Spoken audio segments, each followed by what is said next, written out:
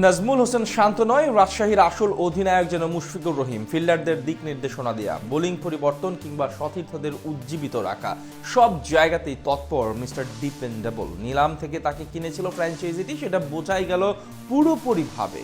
শান্তকে রেখে মুশফিকের অধিনায়কত্ব করা নিয়ে বিস্তারিত জানব রিপোর্ট। প্রথম ধাপে 2026 বিপিএল নিলামে অবিকৃত ছিলেন মুশফিকুর রহিম।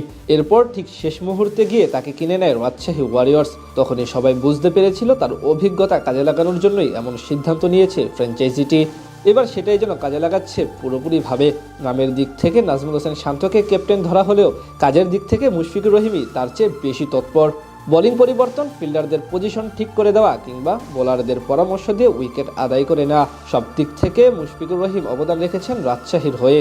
ঠিক যেন নিন্দুকদের বলে দিচ্ছিলেন, বয়স বাড়লে মানুষ বুড়িয়ে যায় না, বরং অভিজ্ঞতা বাড়ে। যার প্রমাণ হতে পারে আজ 13তম ওভারের দৃশ্যটি। সেই মুহূর্তে বল করছিলেন লেগ স্পিনার সন্দীপ লামিছানে। সেখানে কিছু একটা নিয়ে অধিনায়ক শান্তর সঙ্গে আলোচনা হচ্ছিল তার, কিন্তু তিনি সঠিকভাবে সেটি বুঝিয়ে দিতে পারছিলেন না। এরপর উইকেটের পেছন থেকে হাতে ইশারা দিয়ে লামিছানেকে বিষয়টি ঠিকমতো হ্যান্ডেল করেন মুশফিকুর রহিম। বলেন নির্ভার থাকতে, সময় মতো সে নিজেই সবকিছু বুঝিয়ে দিবেন। এর খানিকটা পরেই তার পরামর্শে উইকেট পেয়ে যান এই লেগ স্পিনার। গুগলি দিয়ে পরাস্ত করে ডিরেক্ট বোল্ড করেন 34 বলে 41 রান করা সেট ব্যাটার রনি তালুকদারকে। এমন আরও কয়েকবার তাকে দেখা যায় ফিল্ডারদের অবস্থান পরিবর্তনের দিক নির্দেশনা দিতে। এমনকি বোলিং চেঞ্জের ক্ষেত্রেও সক্রিয় ছিলেন মিস্টার ডিপেন্ডেবল। নামের মতো পুরো দলের নির্ভরযোগ্য সদস্য হয়ে ওঠেন তিনি। ঠিক বড় ভাইয়ের মতো আগলে রাখেন সবাইকে। বিপিএল ইতিহাসে সবথেকে বেশি ম্যাচ খেলেছেন মুশফিকুর রহিম। আজ 141তম ম্যাচের সামনে দাঁড়িয়েছিলেন তিনি। সেখান থেকে বলা চলে অভিজ্ঞতার দিক থেকে একেবারে টইটুম্বর মিস্টার ডিপেন্ডেবল, আর সেটাই কাজে লাগিয়েছেন আজ। যার আরও একটি উদাহরণ হতে পারে এই রিভার্স সুইপটি। 10ম ওভারের শেষ বলে মেহেদী হাসান মিরাজের অফ স্ট্যাম্পের বাইরের পিচ করা ফুল লেন্থের ডেলিভারি ঘুরে যেভাবে হাঁটু ঘেরে রিভার্স করেন তিনি, সেটাই বুঝিয়ে দেয় আসলে কতখানি অভিজ্ঞতা সম্পন্ন এই ব্যাটার। তেমনি আজ ব্যাট হাতেও বেশ ভালো করেছেন তিনি। দীর্ঘ 1.5 যুগেরও বেশি সময় ধরে বাংলাদেশের জার্সি গায়ে প্রতিনিধিত্ব করেছেন মুশফিক।